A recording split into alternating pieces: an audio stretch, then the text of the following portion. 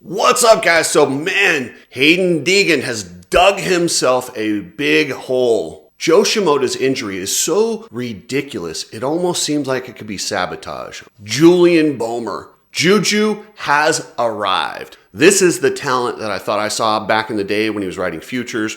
Remember when I made that ridiculous comment that he'd be a better pro than Hayden Deegan? I stand by what I saw. The kid is good. If you haven't tried Nano Extreme and you have some aches and pains, I'm telling you, try it. My brother tried it. Everyone I've given it to is just like, wow, I can't believe how good it works. It is the combination of different things that they've put inside there. Mikkel, the scientist who designed it, is like a mad scientist, but with healthy stuff and things that are good for the body that help you actually heal. Head over to Nano Extreme, use code Cooksy, get free shipping, and we'll get some of this stuff out to you, and you will thank us later. It will change your life. If you're looking for some content, hit up the Coach Rob Podcast Network. He is doing a new show called What's Next, where he's taking guys like Connor Fields, Jeremy Martin, people who've finished their careers, and then what's next? What a brilliant idea from a brilliant guy. Check out Coach Rob. He just finished the episode with Jeremy Martin, but he'll have that coming. He'll have more stuff like that coming in the future. Check out the Coach Rob Podcast Network. You need people like me so you can point your fucking fingers and say, that's the bad guy. All right, I'm going to start today with that insane, ridiculous, and stupid injury to Joe Shimoda. If you didn't see it, what happened was in timed qualifying, the mechanics throw out the pit board and they tell their guys some rah-rah or the lap time or stuff that doesn't really need to be put on a pit board during a timed session when the guy can just ride in, stop, and talk to his mechanic. But they insist on doing it anyway. And if you've ever seen a bunch of people hurrying to get on the subway and they all jam in, that's what it looks like with these mechanics trying to get their pit board out in front of their guy. It is a cluster down there. The riders have openly admitted, not often do they actually read the pit board. I cannot justify that these mechanics get down there and stick boards in front of their riders during the session. You can argue with me on that. I don't think they need pit boards. I don't think they need them at all. I don't think in the races they should have pit boards. If you want to let guys know, the only time I could really think that you need a pit board is if you're in 10th place and you need to get to 9th and your mechanic needs to let you know you need one position. That I understand. It's an easy fix. Put a board on like a light board or a leaderboard on the side of the finish line podium with the numbers of the guys and the orders they run, and they can just check it real quick. You don't have to worry about sticking somebody's arm out there or hurting somebody on accident. That solves the problem. And how about this? We have enough technology to put a light on the leader's bike, and as soon as they get past, it goes to the other guy. Why can't the top 9 riders have a light and it shows they're in? So if you don't have a light on your bike, you're not in. And if they have the technology to do that, why on earth doesn't every big jump that could possibly have a red cross flag displayed in front of it not have these lights all around it? It's ridiculous. So they only focus on stuff that will help the entertainment value because they're about to get $200 million a year for the streaming package. Yet they won't even make basic safety concessions for their volunteer workforce. They still are putting tough blocks out there when the Paris Supercross showed us there is a better option. These little plexiglass things, instead they trot out these janky looking boxes with loose-fitting covers that are just likely to get kicked out in front of somebody. Tell me how much more professional the Paris Supercross looked and how much safer it is. And then I know a lot of you guys argue, well, the tough blocks save some riders. You can still have tough blocks. Just shape them exactly like the Paris Supercross did. Thank you, Eric Pernard and the promoters at the Paris Supercross for bringing safety innovations. Now we just need these ignorant bastards at Feld and MX Sports to adapt the same technology. But back to pit boards. If you really insist on having a pit board out there and you want to, you think it's necessary, you think it's part of the sport, fine. So you move them back. Nobody's pit board should ever be in a racing line. Anytime that pit board hits the racing line, that rider should be penalized. You could go close to the track, but you do not ever enter the racing surface. That is a problem. So you put a gap. There's some tracks that have a good gap. Loretta Lynn's, where they have the Amateur National, there's a gap so parents can't get out there and get in front of their kids. Every race should have a gap like that. And at these supercrosses, you're trying to tell me you can't bring in some sort of a platform to lift these guys up a little bit so they're above the riders, so they're not in their racing line. So if there's a pit board out there, a rider can go right underneath it, no problem. Come on, there's really easy fixes. This didn't have to happen. This is complete negligence on the behalf of Feld. I do not blame the poor mechanic that accidentally hit Joe, and it was an accident. It was Cody Schock's mechanic, and what they do is they put the pit board out flat, and then as the riders come by, because they don't want to block other guys and it's out of respect for the other guys, so you can see, so different riders can see their pit boards, then they turn it upright when their guy comes and they put it back flat. He just happened to leave it a little bit too far hanging out there, and it just perfectly caught Joe's hand. I think if he were trying to injure Joe Shimoda, he couldn't have done it that perfect. It was a complete freak accident, and thank goodness it wasn't one of the guys from Star, because then it would have looked like Sabatoge. This is somebody who just feels awful. The Club MX, the entire team is just upset about this. They're like, man, we did not want this to happen. This is awful. They could not feel worse about what they did to Joe Shimoda. But that doesn't help Joe Shimoda's fingers that look like they darn near got amputated. And, when I saw him racing, I'm like, oh, broken fingers. Joe's never been known as a tough guy. So I was like, well, how bad is it really? Then I saw the picture of his hand. I'm sorry, I will never question Joe's toughness again. That dude's a savage, but he needs to be careful. When you get that much swelling into that pinky, you run the risk of having to have it amputated. So just be careful with that, guys. I don't want to see Joe lose a digit. And the other thing about these mechanics being that close, it's only a matter of time. It's going to happen at some point. If you're going to have the riders that close and you have that little tiny pad, they call it, it doesn't matter. Riders are going to tangle. They're going fast right next to these mechanics. At some point, guys are going to tangle and go into the mechanics, and it is going to be ugly. I never want to see that. So just move them back. Just please move them back, raise them up, do something to get the mechanics. I mean, we're lucky this is only Joe's fingers. Had a rider gone into the mechanics, we'd be dealing with a lot more. And I feel so bad for Joe Shimoda. He finally does what he's been criticized for and starts the season fast. He wins the opener. He's in a perfect position, to start his championship run, and hits a pit board. You can't make this up. Think about how much money this could potentially cost him. So let's say, he gets, we'll just say $50,000 per race win. I think it's more, but let's just say $50,000. So now chances of him winning a race again are slim to none. So every race that he doesn't win, that is a potential $50,000 loss, $500,000 for the championship. Now let's think about, okay, so if he wins this championship in dominant fashion, think about the 7-figure contract that would have been coming from a potential 450 suitor. This is bad. And I mean, while that's a lot of hypothetical and that's a lot of what ifs, that's what it just took from Joe. One little pit board, because somebody positioned the mechanics too close to the track, has cost Joe potentially millions of dollars and changed the entire trajectory of his career. How about Julian Bulmer? Juju's legit. Now, this is the guy I thought we were going to see last year. When I saw him at the Futures race when he was on a privateer Yamaha and he went out there and looked so good. I might have overstated his talent just a little bit, saying he would be a better pro than Deegan, saying that he was the next guy, not Hayden Deegan. I was clearly wrong about Hayden Deegan, and I have come correct on that. This dude's legit, and he's one of the best things for this sport. His talent is undeniable.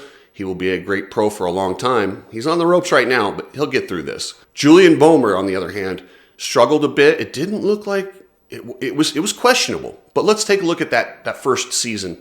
So he's on a privateer Yamaha. Halfway through the future season, he gets picked up by KTM, switches bikes in the middle of the season. That's never easy to do. And then he's still developing. I mean, he's kind of one of those late bloomers. He did a lot of jet ski racing. He didn't focus as much as some of these kids that grew up on the bike. He wasn't there every single day like Deegan was, but he's learning faster later. And you can see the gigantic improvements from last year to this year. Not a lot of guys can do that. You see these amateurs and these teams will pay millions of dollars if they could find out that a guy is going to keep developing like Julian Bulmer has. They spend so much money on guys like Jet Reynolds, Ryder DeFrancisco, and the host of other amateur riders that they've supported for years, hoping and praying.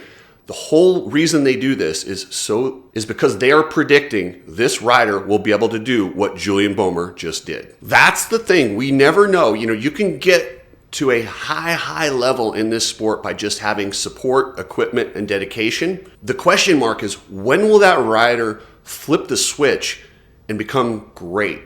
That last little bit, that 98%, that last 2% separates guys, and they have to keep developing as they go along. Every single great champion has gotten better every year, and that's what I look for in these kids. And sometimes when you have these amateurs, when they're given everything and they do everything, when they get to the pros, there's nothing left to improve on. I would much rather take somebody like Julian Bulmer, who was a little raw, and then you fine tune him and let him develop into it. Ryan Dungey, very similar story. There's a lot, I mean, you look back through and there's a lot of guys who weren't great amateurs, but they've developed. Ryan Villapoto wasn't the best amateur. He always got beat by Alessi.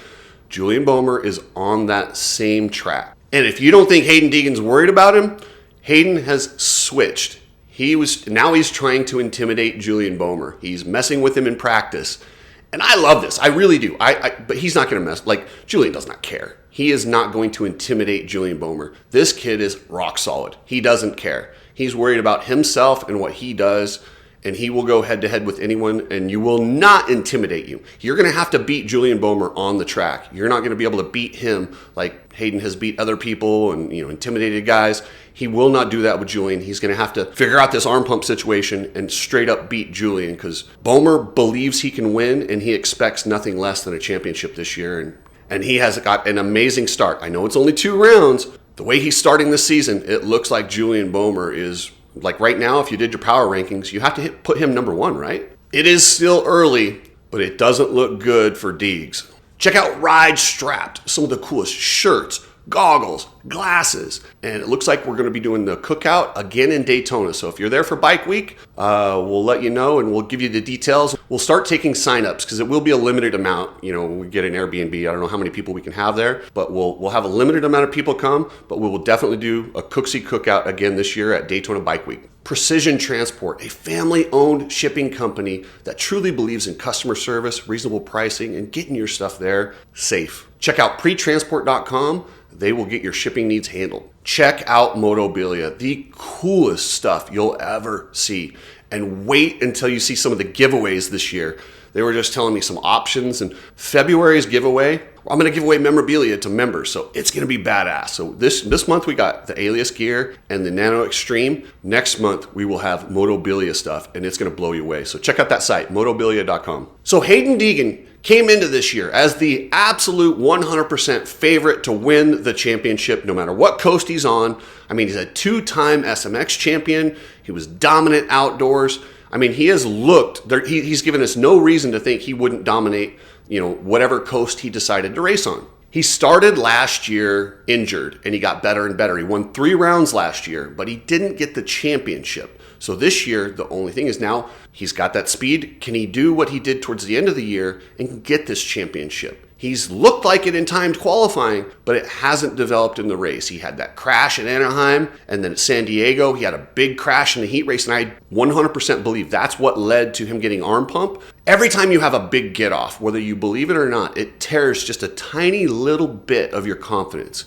You lose that feeling of invincible. You start questioning and doubting, and that might have added a little extra nerves. Then he gets a bad start in the main and arm pump. That's something new for Hayden Deegan, right? I haven't heard of him getting arm pump, fatigue, or any issues like that. Have never been an issue for Hayden. But that slick track mixed with the way his night went, I get it. I understand. And while Hayden has been nothing short of phenomenal to start his career, the one thing he has struggled with, and he struggled with this in the futures, back when I noticed Julian Bulmer, that day, Hayden Deegan, the only expectation was for him to come out in futures and win by a significant margin. There was nobody that was even going to be a threat, and if he did anything but that, it was a failure. He struggled. Can he win when he's expected to win? He clearly can win when he's not expected to win, but can he come in as a favorite when, anything less than a victory? And that is a very, very stressful thing for these riders to figure out. Every champion will tell you it's hard to get on top, but it's even harder to stay on top. Winning becomes what is expected.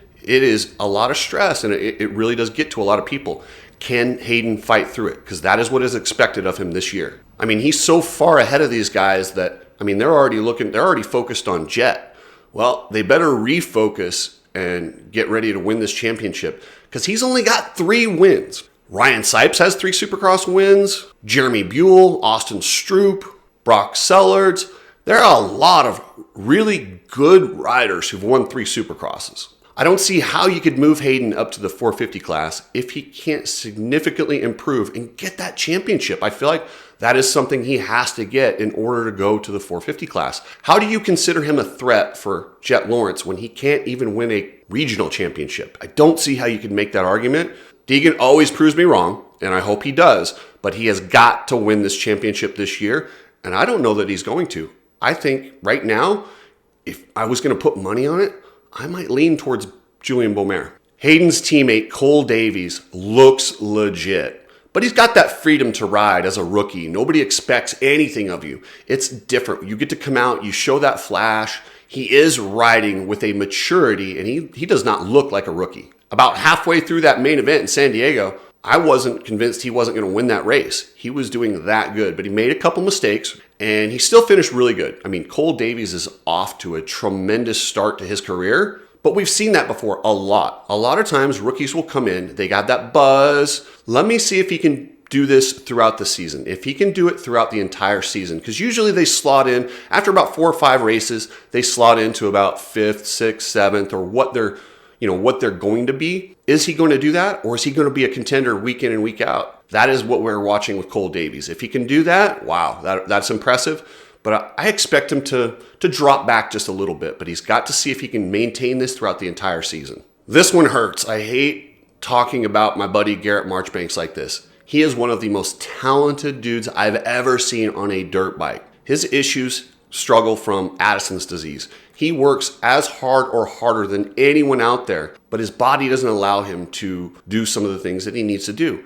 He looks tired. He looked tired after that heat race to me. This is just my opinion. This is what it looked like. I haven't talked to Garrett. I'm letting him try and work out his stuff without giving him any advice. But when you ride for Mitch Payton, there is pressure. The only expectation for Garrett this year were podiums and wins. Anything less than that, you get the Mitch Payton cold shoulder. It's uncomfortable. He doesn't do well in that type of environment. Garrett is somebody who needs people to help him, much like Club MX did, where they rebuilt him and they got him going. You know, Mitch has got a management style that works really good for some and horrible for others. It just depends. I am very disappointed with what I'm seeing with the team and with Marchbanks. I mean, Pro Circuit looks like a cluster this year. I mean, bringing in Ty Masterpool, and Masterpool didn't look good. I mean, he looked like what people thought he would in Supercross. He looked a little timid, and then he blasted his head off the handlebars and ate it. Like, it was nasty. Meanwhile, Garrett, while he's got the speed, I mean, you saw it in the heat race when he was fresh, gapped him, and then he got tired, and then,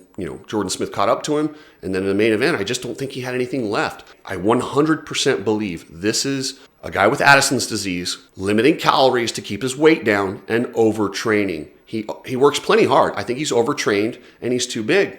He needs to ride a 450. I really hope. I mean, he's only 22 years old. If he goes to the 450 here pretty soon, he'll have a long career in a 450. And I'm telling you, his skill set translates really well on that big bike. He won't have to worry about his calories. He can eat what he needs to stay healthy.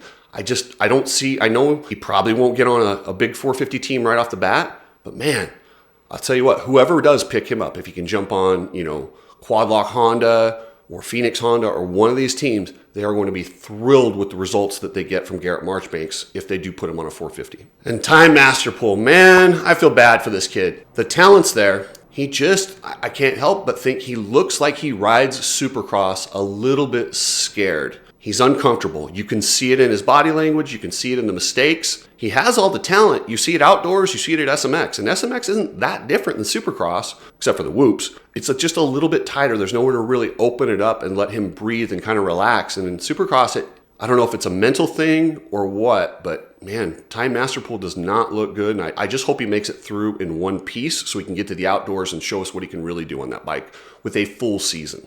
Thank you, members. I appreciate everything. Everybody who has joined as a member, you are automatically signed up to win a set of Alias gear and a bottle of Nano Extreme. And then in February, wait till you see what we're giving away.